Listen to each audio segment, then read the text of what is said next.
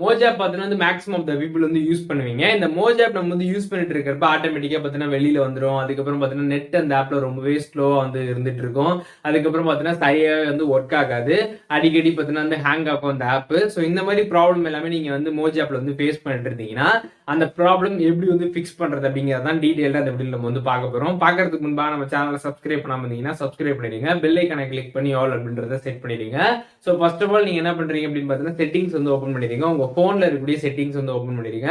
Open பண்ணிட்டு apps அப்படின்ற மாதிரி சர்ச் பண்ணிடுங்க. சர்ச் பண்ணதுமே அந்த ஆப்ஷன் வந்துடும். அதை கிளிக் பண்ணதுமே உங்க போன்ல இருக்கக்கூடிய எல்லா ஆப்புமே லிஸ்ட் அவுட் ஆகும். அதுல வந்து மோஜ் ஆப்பை செலக்ட் பண்ணிட்டு ஸ்டோரேஜ் ஆப்ஷன் வந்து கிளிக் பண்ணிடுங்க. கிளிக் பண்ணதுமே அதுல வந்து கிளியர் டேட்டா ஆப்ஷன் வந்து கொடுத்துருப்பாங்க. கிளியர் டேட்டா வந்து கொடுத்துருங்க. அதுக்கப்புறம் கிளியர் கேட்சும் வந்து கொடுத்துருங்க.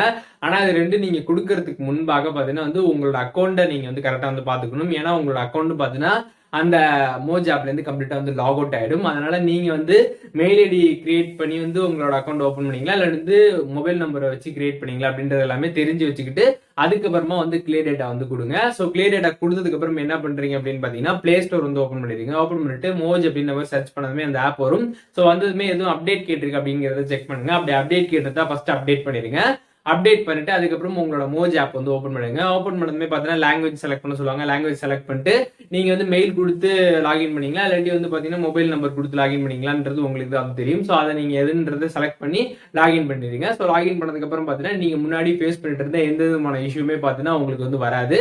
அதே நேரத்தில் நீங்க என்ன பண்ணணும் அப்படின்னு பாத்தீங்கன்னா அப்டேட் வர வர நீங்க ஃப்ரீக்வெண்டா வந்து பண்ணிட்டே இருக்கணும். அப்படி அப்டேட் வர வர நீங்க வந்து பண்ணிட்டு இருக்கிறப்ப அந்த பக் எல்லாமே பாத்தீங்கன்னா அப்பப்போ வந்து ஃபிக்ஸ் ஆயிடும். ஸோ இந்த வீடியோல சொன்ன இந்த மெத்தட்ஸ் வந்து ஃபாலோ பண்ணுங்க. கண்டிப்பா பாத்தீங்கன்னா மோஜ் ஆப்ல உங்களுக்கு எந்த விதமான ப்ராப்ளமே வந்து வராது.